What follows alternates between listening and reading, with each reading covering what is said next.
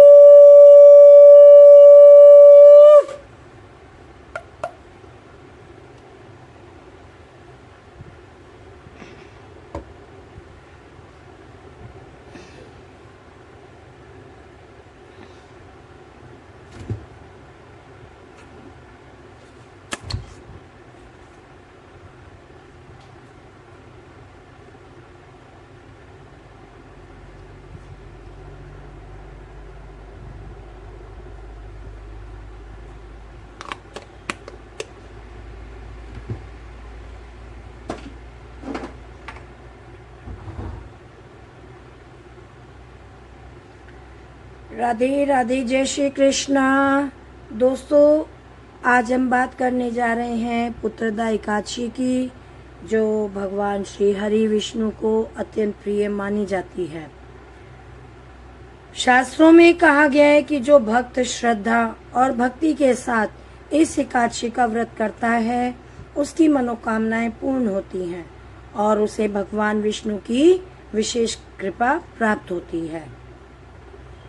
हिंदू धर्म में वर्ष भर आने वाली सभी एकादशियों का विशेष महत्व है, लेकिन पुत्रदा एकादशी संतान सुख की कामना करने वाले दंपतियों के लिए अत्यंत शुभ मानी गई है।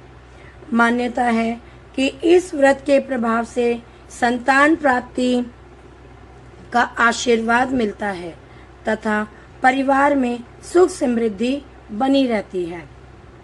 प्राचीन समय में एक भद्रावती नगरी में राजा सुकेतुमान राज्य करते थे। उनकी पत्नी का नाम शैव्या था।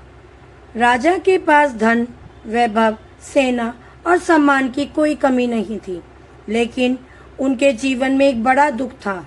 उनकी कोई संतान नहीं थी। संतान न होने के कारण राजा और रानी हमेशा चिंतित रहते थे। समय बीतता गया और उनकी चिंता बढ़ती गई।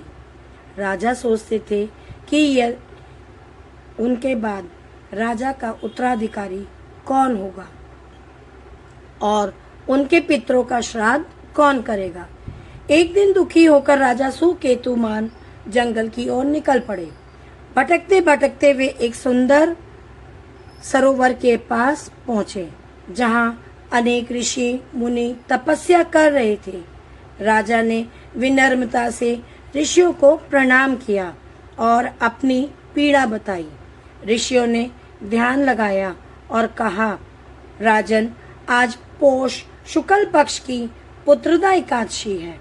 यदि आप श्रद्धा और विधि विधान से इस एकादशी का व्रत करें और उसका पुण्य अपनी रानी को समर्पित करें, तो भगवान विष्णु की कृपा से आपको योग्य संतान की प्राप्ति होगी। राजा ने ऋषियों के बताए अनुसार व्रत किया, भगवान विष्णु की पूजा की और द्वादशी के दिन विधि पूर्वक पारण किया। कुछ समय बाद भगवान की कृपा से रानी शैव्या ने एक तेजस्वी और गुणवान पुत्र को जन्म दिया। वह बड़ा होकर महान राजा बना और अपने माता पिता का नाम रोशन किया। इस प्रकार पुत्रदा एकादशी के प्रभाव से राजा सुकेतुमान का जीवन सुखमय हो गया। अब मैं आपको व्रत की विधि बताती हूँ। प्रातः स्नान करके स्वच्छ वस्त्र धारण करें। भगवान विष्णु और माता लक्ष्मी की पूजा करें। विष्णु सहस्र नाम या गीता का पाठ करें। दिन भर सात्विक रहें और भजन कीर्तन करें। द्वादशी तिथि में व्रत का पारण करें। जरूरतमंदों को दान अवश्य दें। व्रत से मिलने वाले फल क्या क्या हैं, अब आपको मैं बताती हूँ। संतान सुख की प्राप्ति, परिवार में सुख और शांति, पापों का नाश, भगवान विष्णु की कृपा, मोक्ष की प्राप्ति का मार्ग प्रशस्त होता है। और समापन हमें कैसे करना चाहिए? तो भक्तों, यह थी पुत्रदा एकादशी की पावन कथा। यदि आपको यह कथा पसंद आई हो तो वीडियो को लाइक करें, चैनल माखन चोर को सब्सक्राइब करें और कमेंट में अवश्य लिखें ओम नमो भगवते वासुदेवाय नमः। जय श्री कृष्णा। राधे राधे। मिलते हैं अगली दिव्य कथा में।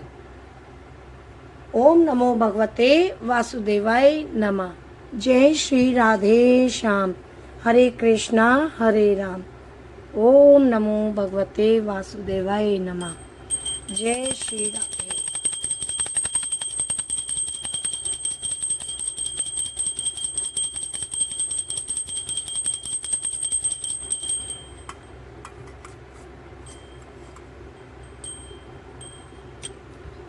मैंने ठाकुर जी के लिए आलू का हलवा बनाया है भोग लगाने के लिए, क्योंकि एकादशी के दिन जो है हम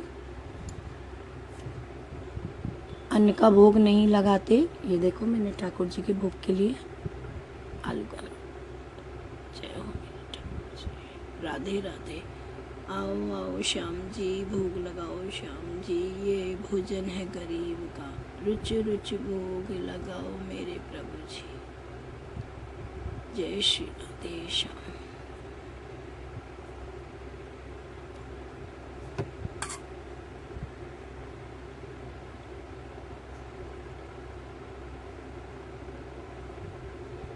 जय हो।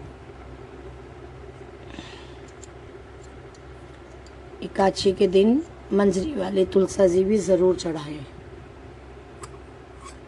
ठाकुर जी को। जय श्री राधे श्याम। हरे कृष्ण हरे राम।